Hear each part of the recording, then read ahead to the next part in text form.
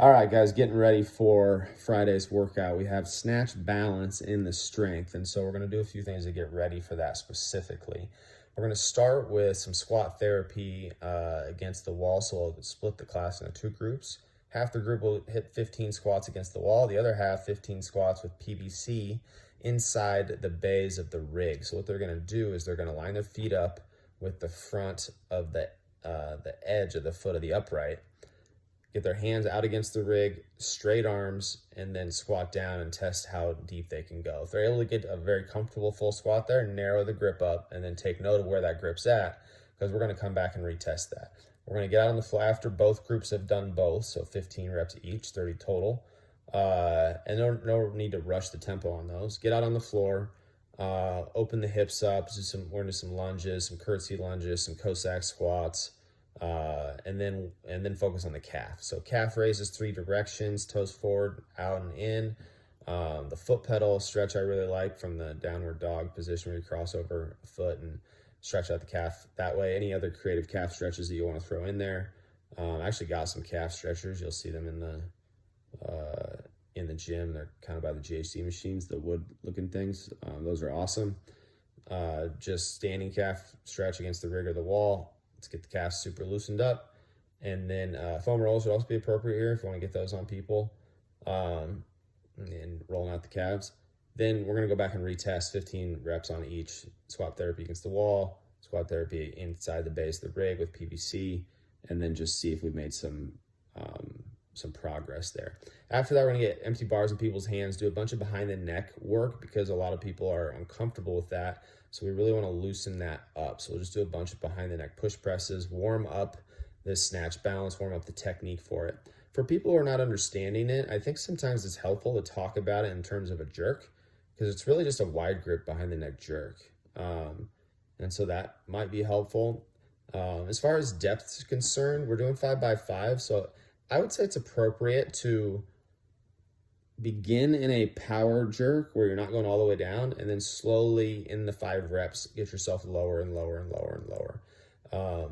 Actually, let's do that, because that's a really good way to kind of learn how to press yourself under the bar and stay connected to it. What we don't want to do in the snatch balance is fly to the bottom and then try to regain control of the bar. We want to stay connected to the bar. So you really are pushing under it, maintaining tension, and you're going to catch even your heaviest snatch balances, right at parallel or just above. And you're going to ride it down the rest of the way. The snatch balance is not meant to be where you fly into the bottom and then hope the bar's going to land. So just some tips there. We will do 15 minutes or so, whatever, if you got a little more time, 18 minutes, 5 sets of ascending. Try to stay above 60%, meaning if I snatch 200 pounds, I'm going to try to hit all 5 of my sets of snatch balance above 120, and then gain confidence there. And we'd like it to be, heavier than 60, but start there and then work up in small increments, just making sure people are safe. For some people, these are just really tough. They don't like behind the neck, and stuff like that. So those are the people that just need to be really conservative. We do not want to push this for people who are not confident. So empty bar, keep their neck safe. Because the people who lack confidence and are real sheepish with it, it just doesn't work. So that's that. Okay, so for the workout,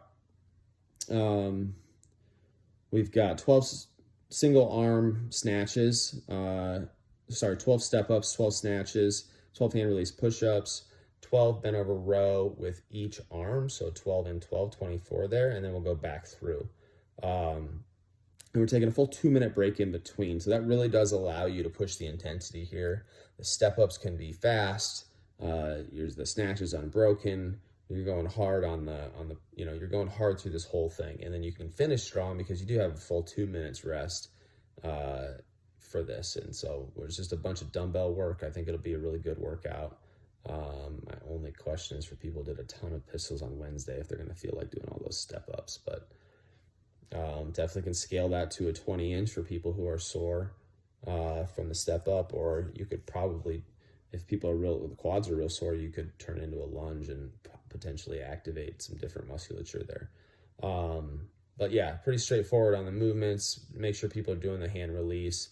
As far as the bent over row, I think there's some different ways you could do this. I kind of like the chainsaw row, where I'm putting one arm on my knee and doing a bent over row that way. The main emphasis here though is just getting a lot of elbow distance behind your back. So we want that as deep as possible. Kind of like a ring row where you're pulling the rings as deep as you can in your chest.